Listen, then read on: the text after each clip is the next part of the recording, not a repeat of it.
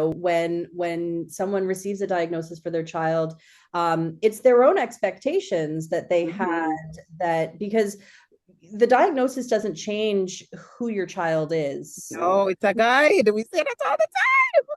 Yeah, like it doesn't change anything. It changes maybe your vision of what could have come, right? But if you really just stay present in the moment and meet your child's needs in the moment, they're going to lead to, wherever their potential leads them to.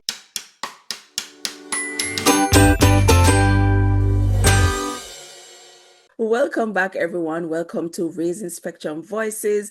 This is a podcast where we raise autism awareness and acceptance. We're taking over the world. We want to make space for autistic individuals. I'm one of your co-hosts, Sarah, and my other co-host, Kerry.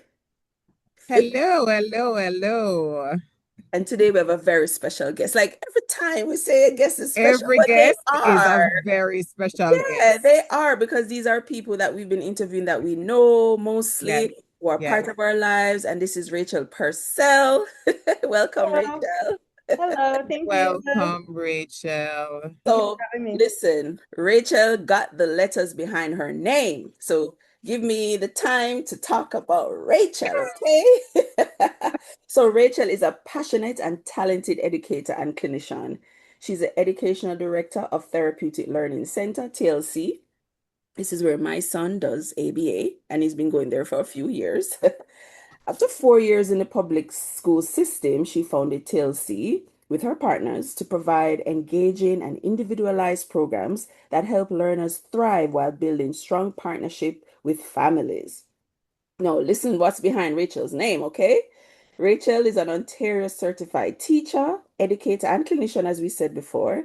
She holds a BA with honors in psychology from the University of Windsor, our city, Windsor, okay. A postgraduate certificate in autism and behavioral science from George Brown College, and a Bachelor of Education from the University of Ontario Institute of Technology. Okay, and it's not done. Most recently, Rachel completed her certification to become a certified practitioner in collaborative and proactive solutions, which has been working excellent for Amari and I in terms of problem solving. It's a problem-solving model focused on working collaboratively with children to solve problems in their lives. In her free time, Rachel likes to cook and bake, watch documentaries. I'm there with you, Rachel. Even sometimes they leave me scarred. Yeah. Anyway, listens to music and spend time with her family. Her and her husband are honorary Jamaicans. They Really? Jamaica a lot, and they love reggae music. Her husband, We Ben, do. he's one Our of I son, them. love it. our son Elijah, his nickname is Jaw. Oh, Okay. Jesus. Okay. So you know. Okay. Listen. So, And they go to Rachel, the festivals and my, all of my these things. my child was in the womb listening to reggae beats. So oh, Yes. Jesus, I love it. So you said you love to cook. Any Jamaican, I do. I make Fire. a mean jerk chicken and rice. really? I We do. need to have a cook-off then. Yes. Okay. I don't think you're Rachel, gonna win though, Rachel. Probably not. No, but I have also I have a repertoire. you didn't I know that, love it. Rachel. I love that. Yeah, any kind Yeah. of cooking, baking. Yeah, Yeah. my preferred time is when I'm not with my kids and my family, in my kitchen with a documentary on and Yeah, cooking, baking something. Yeah. I Yeah. love Yeah. that. I love Cooking is that. not my ministry, so I do it because I have Really? to. I love it. I Yeah, love she it. loves it. I Carrie loves love cooking because I love party in my mouth and I love to make sure that whatever comes out of my kitchen, is people are getting that experience. Yeah. 100%. Yeah, So I'm that's very I would say hard on that's my myself and I'm very hard on people. So don't okay. invite me over. oh my goodness, that's scary. I'm not gonna make you jerk. I'm like, I'm kidding. Oh gosh. Yeah, so Rachel is here today to talk about ABA. We talk about ABA a lot. Carrie and I Yes. are not Yes. licensed. We can talk about our experiences with these Experience things, as but we like parents. to bring the professionals on to speak Yes. scientifically and specifically to these areas. Okay? Yeah. Yeah. So, Carrie. Yeah, so Rachel, we are parents with autistic children. We have been in the autism sphere for quite some time now, and we have heard the term or the acronym, I should say, ABA quite a bit. Now, for those people who don't even know what ABA stands for, can we just start there? What does ABA stand for and what exactly is ABA? Yeah, of course. So ABA stands for Applied Behavioral Analysis. Hmm. And it's really just the science of learning. And in practice, it studies how humans and other animals react to stimuli and consequences and how that affects their behavior in the future. Yeah. Okay, okay. So my son does AB at your center. So, define what that is in that context. Yeah. I mean, for an individual, so for Amari coming to TLC, that is going to be individualized learning, right? Understanding where his strengths are, what areas of learning needs he has, and then developing programming that is going to kind of fill some of those gaps, right? Yeah. Okay. Yeah. And it can include like life skills, right? Or For educational. sure, yeah, the wide domain. So we work on life skills, daily living skills, communication, literacy, numeracy, social skills, leisure Very skills. nice. Yeah, and so we use a variety of different assessment tools and curriculums based on what the learner needs, and really individualize for what is going to help that learner reach their goals and help them move towards the goals that their parents have for them. Yeah, yeah. Okay, okay. I wanna, sometimes parents they kind of overthink when they hear certain types of therapy, they probably overthink. Can you give us an example of what ABA would look like? Just think about a child that you have had in your center over the years. Give us an idea of or an example of, what an activity could look like, a simple activity Okay. could look like. Maybe, share a goal and what the activity to meet that goal or to help that child to achieve that goal can look like. Yeah, for sure. So, maybe really simply, learning letters, Yeah. right? Yes. So, receptive language is the language that when we understand language that we're hearing, Yes. we're able to act on that language. Hmm. So, Okay. a simple program for a kiddo who's an early learner might be receptively identifying letters. So, Hmm. would have an array of letters and teach them how to receptively identify letters. I would Yeah. say receptive language is one of the foundational learning skills we would work on. Matching, like visual performance being Okay. example, that's a Yeah. really important foundational skill. So inset puzzles and other matching tasks, matching toys, things like that, really important for early learners. Imitation, a really important foundational skill. If we can Hmm. get kids Okay. imitating people around them as early as possible, hugely important for them. Yes. So those are some examples of some really early learner tasks Yeah. we would be working on with our early learners. Okay. Now, someone like Amari is working on being able to write and follow lists, being able to make a Okay. plan and follow through on a plan, Okay. time management. So being able Yes. to, plan a group of activities within and complete them within a certain Hmm. amount of time, things like that. Okay. So there really is a wide range of what we can. Yes, I can see that. But generally, all of that would utilize the principles of ABA, focusing on antecedent behavior and consequence. You might hear a lot about the ABCs. Hmm. Okay. So antecedent being what happens before a behavior. Yeah, what triggers it? Yeah. Yeah. What the behavior itself. So operationally defining what that looks like, and then the consequence. So what happened after the Yeah. behavior, right? Hmm. And then like it's important also, we really have to understand the stages of learning. So acquisition, fluency, maintenance, and generalization to make sure that we know how we're providing the right type of teaching when a child is at the right stage of learning, right? Right. Right. Okay. And then, generally a huge principle of ABA is the utilization of prompting and positive reinforcement. Yes. Okay. To, help kids achieve a task and be successful at a task that they can't do independently. So Yeah. Yes. provide that prompting and then that positive reinforcement so they get access to rewards for skills that they can't quite achieve independently yet. Yeah. And then we would feed out those prompts so that they're moving towards independence. Yeah. Okay. So like a child comes in, like say my child is on the autism spectrum. We do an assessment, we come up with some goals collaboratively with the family and then work on the goals. And then Yeah. sometimes it's all of what Rachel said, and sometimes it's very simple, like we're Yes. hoping to help Amara learn to tie his own shoe.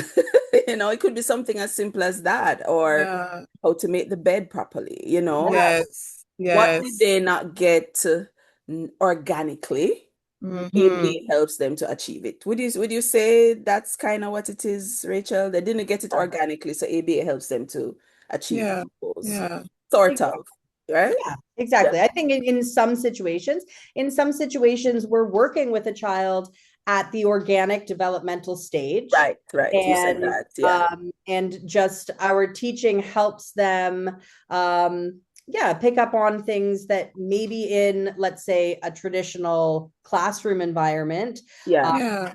they wouldn't have the skills to be able to overcome some of the barriers in that environment, right? Yeah. So for some of if we have early learners, they might be working on the same things that developmentally their peers should be working on as well, but in a more focused and individualized environment so that we can really, help them be successful and then transition them back into a kindergarten classroom or something like that. Yeah. We always say that we're trying to work ourselves out of a job.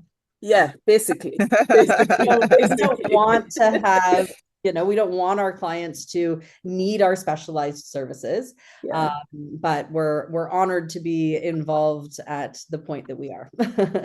Yeah. So Rachel, is it that you have kids throughout the day? It's not just those that come for like their 1 or 2 hour ABA session. You have kiddos at the younger ages. Oh, I didn't know that.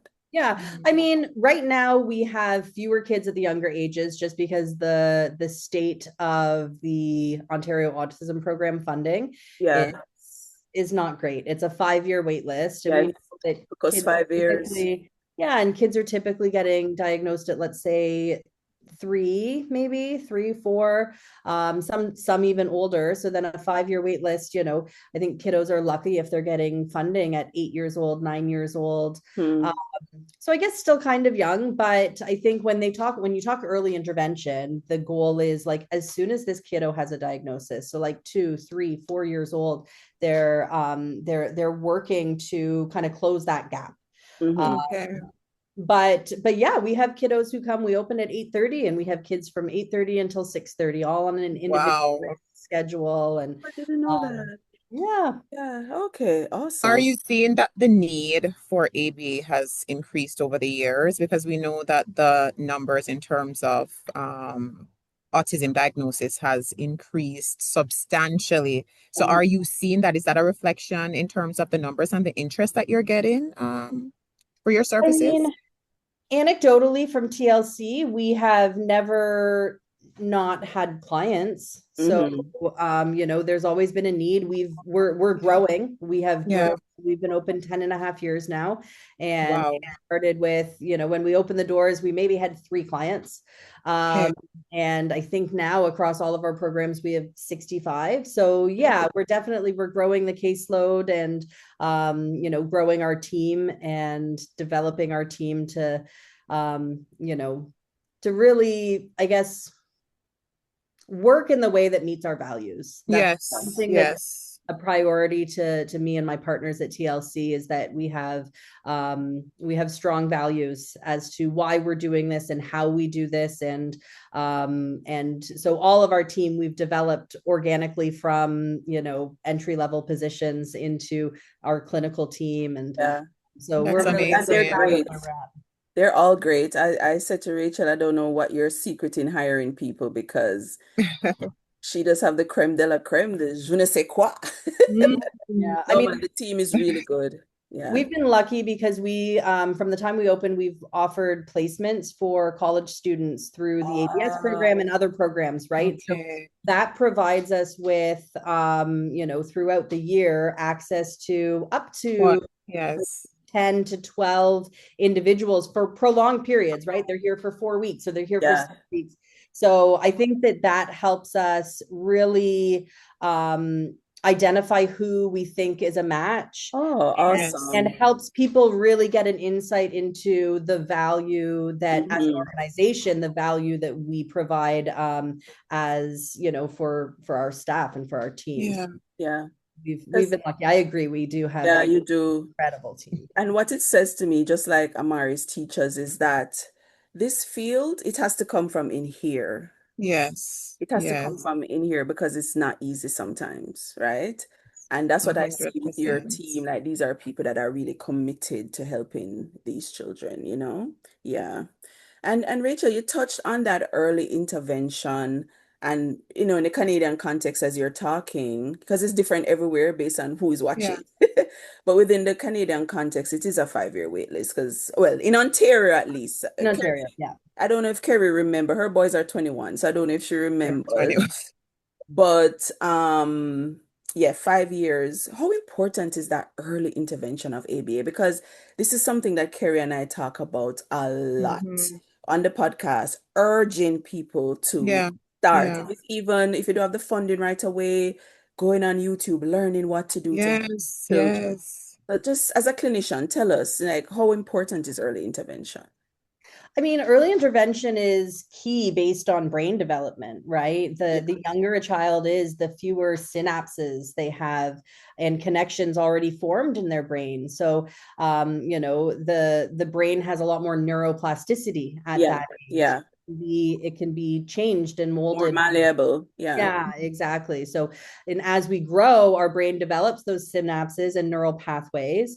And then when those neural pathways are practiced, the stronger they become. And that dictates future behavior and influences, future behavior. So early intervention really provides the opportunity to replace maladaptive behavior with neural pathways that are more adaptive, right? So for example, a child with, severe problem behavior receives early intervention, they can learn and practice functional communication and things like that, rather than self-injurious behavior as a means of communication. So it's really just, really allowing us to affect more change in the brain. And yeah, with that said, though, like, anyone can benefit from ABA. It's just the principles of learning, it's the science of learning. But for sure, early intervention, that's when you're going to be able to really make the most effect on long-term brain development. Yeah. But for me, what came to mind, Rachel, is there any myth that you want to dispel about ABA, right? Just think of any that comes to mind. Or anything a parent has said that you'd love to share. A myth that comes to mind. I mean, I think that there has been a lot of discussion about ABA over the past couple decades. I would say since we opened TLC, so the past decade, I think there has been the most debate about ABA. And we have listened to that, and we have modified what we're doing in light of that debate, right? So I guess a myth is that all ABA is good, right? That's not the case. Just like with the historical development of many fields of medicine and science and things like that, there have been inhumane and cruel and unethical practices of ABA being implemented over, so for example, one of the principles of ABA is punishment, that when you use punishment, that, what does that do to future behavior and things like that, right? And that obviously is not an ethical way to practice with children, right? Right, 100%. Yeah, so I think that might be just one of the myths that any ABA is good ABA, and Yeah. it's be good for your children, right? I think, some people might be on the other side, that because bad things have happened, and some individuals have had negative experiences because of an ABA program, that all ABA is bad. Yeah. I think it comes down to really how that science is being used, and how compassionately it's being used, and with what lens it's being used, right? At TLC, we always say that we're child-centered, right? The child is at the center, and we're going to look at their needs and their interests and their passions, and that's going to be a priority over, most other things that we choose. We want to choose our goals that are going to help our learners reach their own goals and reach their potential. But it really comes down to listening to them, right? Yeah. Rachel, I think this is such a great segue. I should have allowed Sarah to speak. Sarah, I'm sorry. But I do think that me editing issues, Carrie. Anyway, go. But this is just a great segue, to kind of share, what does ABA look like now versus then? Yeah. Okay. Yeah, that was kind of what I was going to ask too, because I know Rachel was saying that over the last 10 years, there have been changes, and you have that side of ABA that we're now seeing wasn't really beneficial to the child. That's at the center. Yeah. But just to piggyback on Kerry's question, maybe in the context of, are we still seeing, do you still have clinicians that do that? Or is everybody doing it, Yeah, we can answer Kerry's question first. A more modern way. Yeah. Well, so I mean, I think that, a view of ABA in the past would have been, I guess, let's look kind of historically at how did ABA develop? So initially it was developed by B.F. Skinner, who was a psychologist who was studying animal behavior. I didn't know that. So learning within the field of animals, he did a lot of work with rats and pigeons and things like that. Interesting. And then it was I know. and then it was further developed to be applied to human behavior and learning. So one of the pioneers of ABA and autism was Dr. Lovaas. And his views and perspectives have been challenged and debated as the field has continued to develop.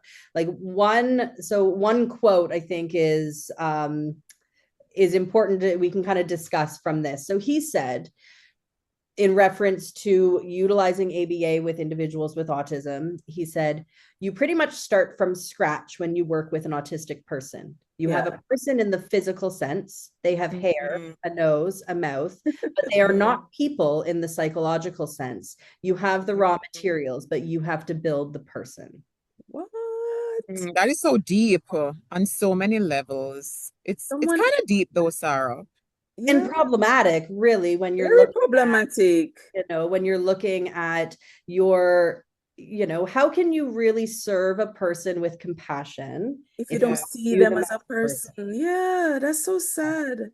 So that's where it's coming from. So, well, thank God we're on this side of ABA, not that side. But was he taking it that literally though? Is he just saying that maybe we kind of have like a blank canvas and Well, and that's a great discussion. So, I mean, there is the psychological theory of tabula rasa, right? That we are all a blank slate. And when we are a blank slate, and then we're molded by our experiences and, but I don't think so. Carrie, you have multiple children, right? Yes. All of your children were raised in the same environment.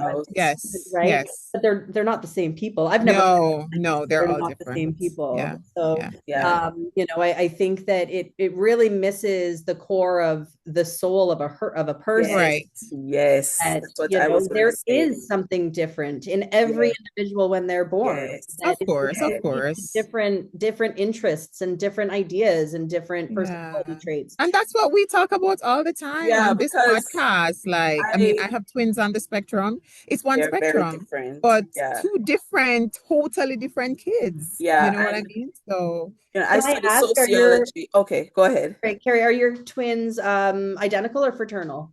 fraternal. Okay. They Yeah. look a lot alike, though. Some Yeah. people can't tell Yes. them apart. Yes. You have to spend time with them, and I think based on the personalities, you will be able to tell them separately, not necessarily the look. Yeah. So, yeah, I I was- think that based on that quote by Lovas, and that was he was a leader in the field of ABA and utilizing ABA to teach children with autism. So I think based on that foundation, a lot of clinicians and a lot of people that were working in the field felt that they were building this person and didn't think about getting feedback in order Right. to make the decisions on Yes. behalf of this person, right? Yeah. Yeah. Yeah, so I think that's a big thing that we do at TLC is that we really try to build up the communication skills, not only of our clients but of our staff, so that our staff really understand how do you listen to someone who doesn't have a full voice. Yeah. Yeah. I don't like the quote No. because my worldview is that there's a you that God creates separate and apart from. Yes, your environment will impact who you become as well. Because I study sociology and there's a lot of argument about nature versus nurture and agency versus structure. But there's a you that's there separate and apart from everything that we may see, right? So, well, I'm happy that ABA has evolved beyond that. Yeah. So Rachel, for parents, because we have people watching from different parts of the world. Yes. In Canada, we have people who are waiting on funding, but like in Jamaica, there's little to no funding to get, right? And people really have to do it out of pocket unless you're in the government system, and that may be less than, the approach, the resources are not there, right? Yeah. I'm trying to be politically correct about it. But anyway, are there things that persons can do at home with their children while they're waiting on funding or no funding is coming and they're trying to figure out funding? Like what can ABA look like at home? I think honestly the most important thing is engagement, right? Autism leads to can lead to isolation, right? And I think if someone it can be isolating. So I think parents really learning how to engage with their child from a young age, turn off the screens as much as possible, play with them. And it doesn't have to be super structured. You don't have to have a lot of fancy toys. It really comes down to, honestly, the start is going to be co-regulation and engagement. And that's start with imitation, right? You're going to imitate your child. If your child is doing something silly with an item, do the same thing. See, what is it that they're seeing? Right? Sound.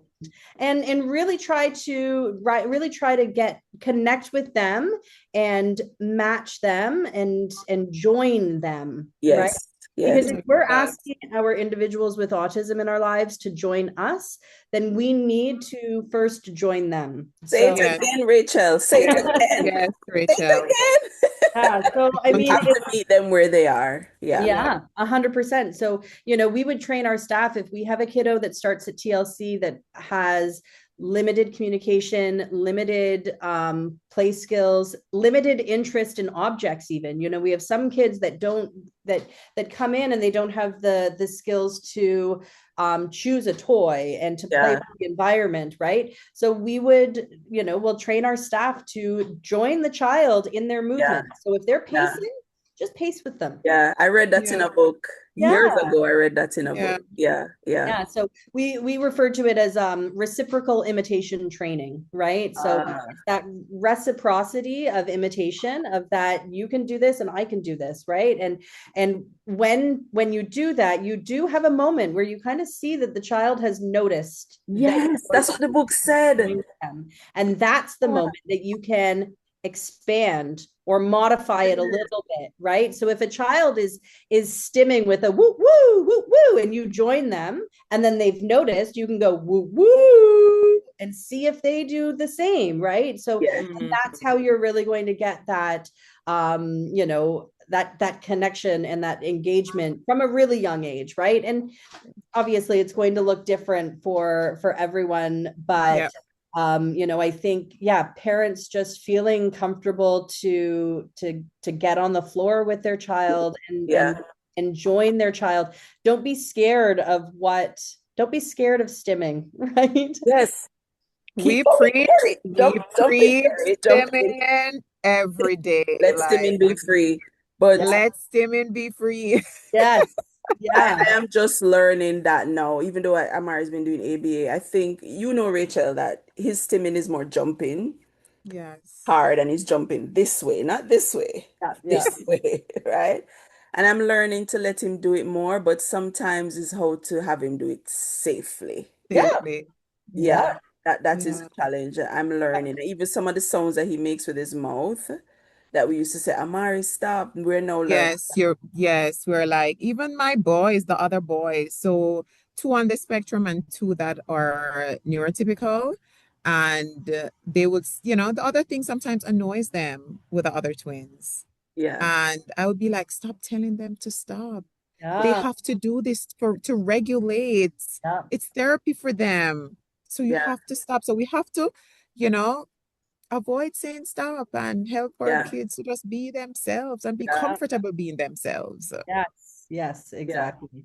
And I think that's true of parenting in general, right? Yeah. I find that with, both of my boys are neurotypical, but they're boys and they're young, and as a a mother in her 40s who can be overwhelmed by sound sometimes, right? I have to stop myself too from being like, just stop, I think we want to promote that self-expression. Yes. And can I throw another question on you, Rachel, that we didn't talk about before? In terms of, because we're talking about the stimming be free, in terms of about being neurodivergent affirming. So Carrie and I are all about, we don't see autism as something to fix or it's broken. For those parents. And we have a lot of parents that watch are in denial and or trying to call it something else, or they got a diagnosis, but they're no longer autistic. Like you just talk a little your own, what you'd want to say about being neurodivergent affirming and why it's important. Yeah. I mean, I understand that it's difficult for parents to receive a diagnosis, right? Yes, and we've said that. And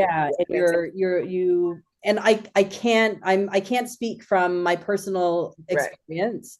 So I never want to assume that I fully understand that experience, right? But in supporting families, I've seen different levels of grieving, really.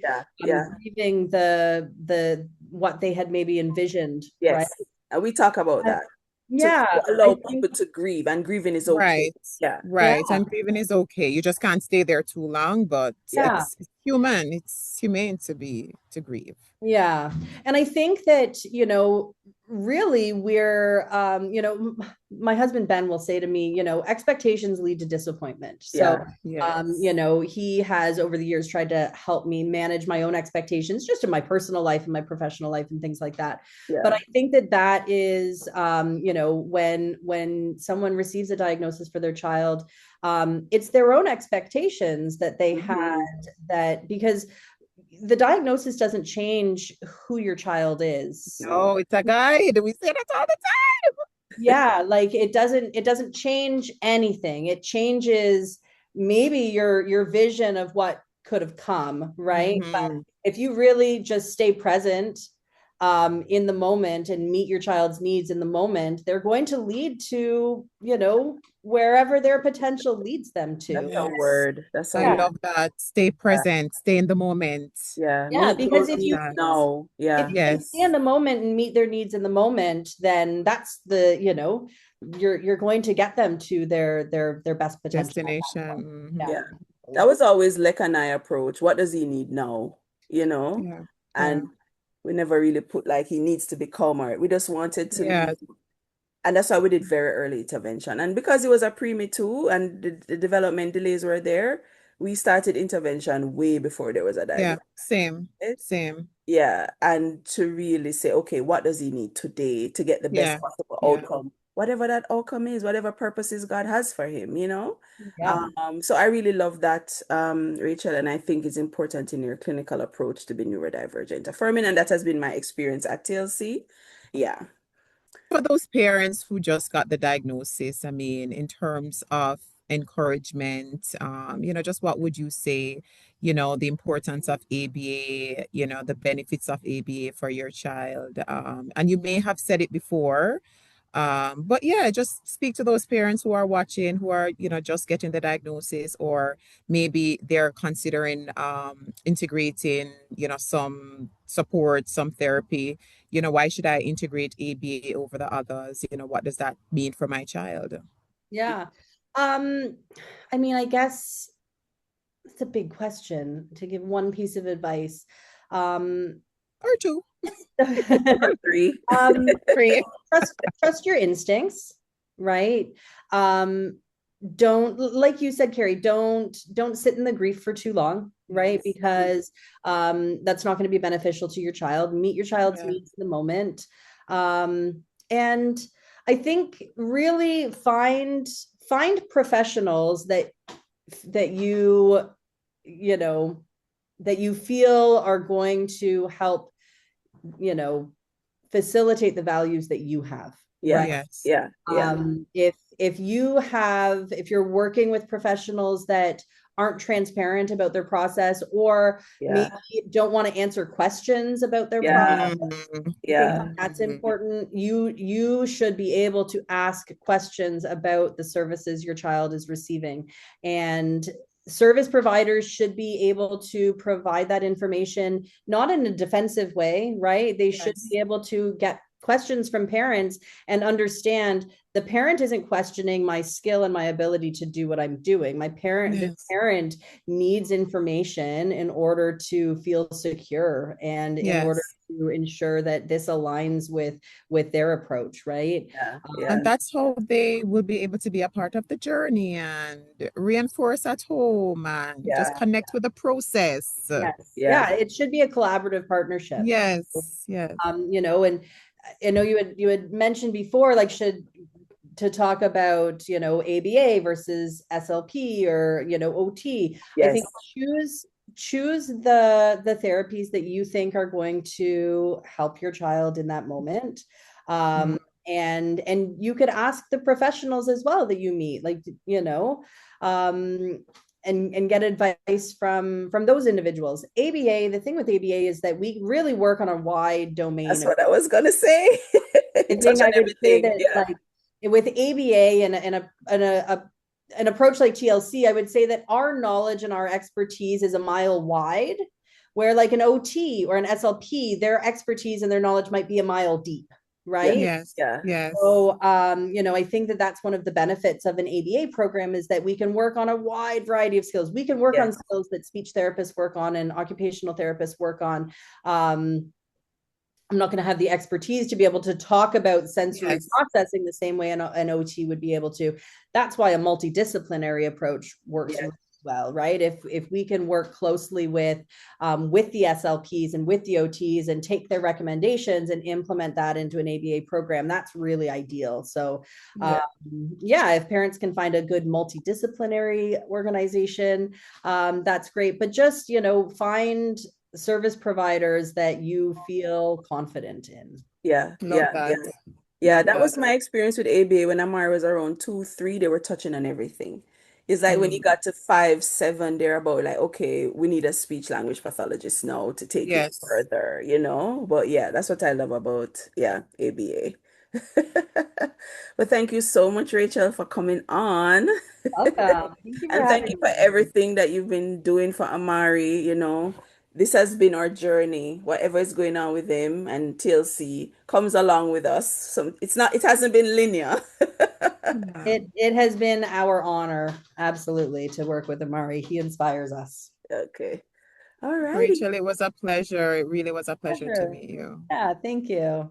Hey guys, so thank you so much for joining us. I know you learned a lot from Rachel today, and keep sending the questions that you want to be answered. We are here to facilitate Yes. just your empowerment, but your education about the autism spectrum. So until next week, until next time, bye. Bye.